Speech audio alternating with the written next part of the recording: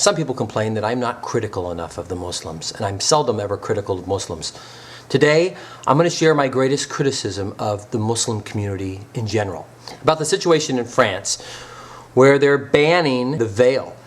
And this vote to ban the veil, for me, is as much a vote as we hate Muslims as banning the veil, because they want to ban the minaret, they want to ban the veil. 70% of the people over there appear to not like Muslims.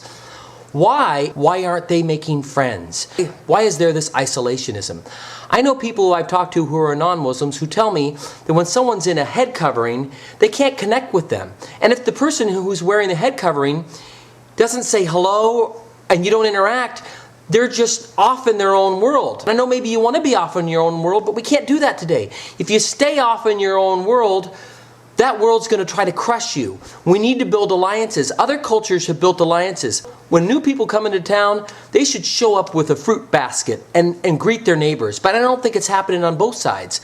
But if two people are walking down the street, say two women crossing each other, one wearing a veil and one not, one a Muslim and one not, the Muslim lady wearing the face covering, she can't smile at the other lady. And smiles are a powerful tool of conducting peace. If you're going to wear a covering and you can't use your smile to interact with people, I think you have to use other gestures. A little wave, saying a nice word. Maybe you're already doing it, but it's not happening enough because there's so much enmity between both sides. I think it's time that the Muslim community do what the Jewish community did. The Jewish community in America was an underdog. They didn't have rights. They couldn't do many things that white Americans could do. When the race revolution occurred, the civil rights movement here in America, the blacks were looking for their freedoms. Guess who joined them?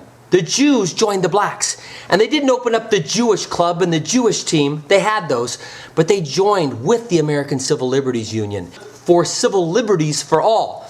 So when I get online and I see these Facebook accounts, all these Facebook events, and all they do is they draw in more Muslims.